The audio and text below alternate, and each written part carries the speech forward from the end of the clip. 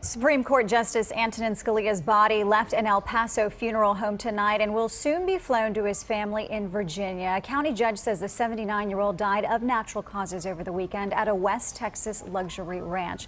The funeral home owner says his family did not want nor have a private autopsy done.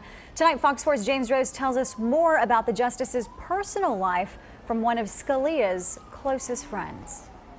It just seems so impossible. Brian Garner is still trying to comprehend the death of his close friend, mentor, and co-author of 2 books.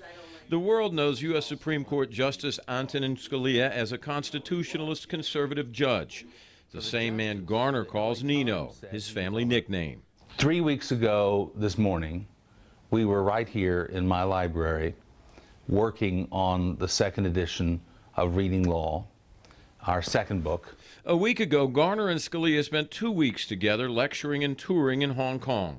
He was robust, he was, I thought, very strong, and he had a great time in Asia and did not tire at all easily. Scalia, he says, was a fun-loving man with a powerfully magnetic personality who was sometimes misunderstood.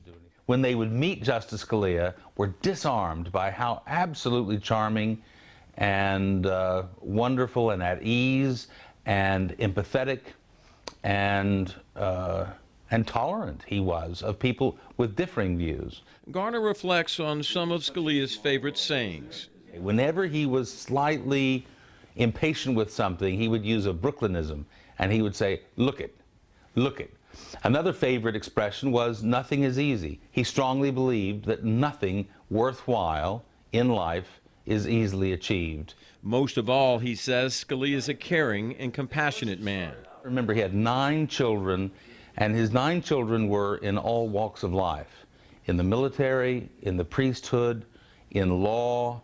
They ran the gamut. An English professor.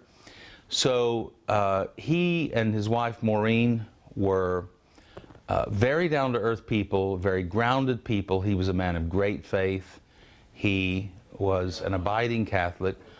And the other thing is that he was not full of himself at all. He liked to call me in front of audiences, he would call me a bleeding heart liberal.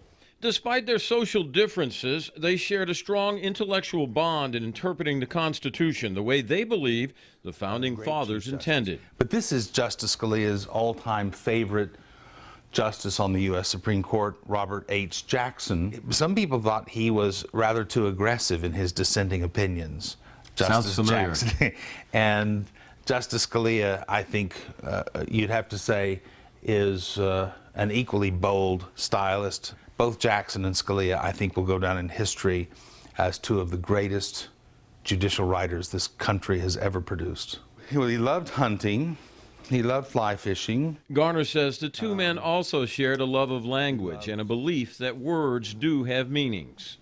He believed in democracy, government of the people, by the people, and for the people, and not government of the courts and by the courts. He was deeply committed to the principles on which this republic was founded.